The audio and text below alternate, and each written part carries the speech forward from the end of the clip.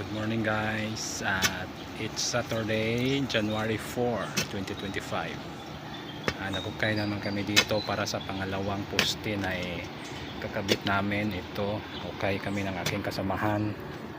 Dito yung pangalawang poste na kakabit namin dito, yung poste para sa solar light, para mas dito maliwanag paggabi dito guys. Ito guys, yan guys, nagukay kami guys para sa pangalawang poste guys. Yan guys, okay naman kasi hindi masyadong mainit ito sa kinatatayuan namin, yung lugar na kung saan tatayo yung poste. Ayan guys,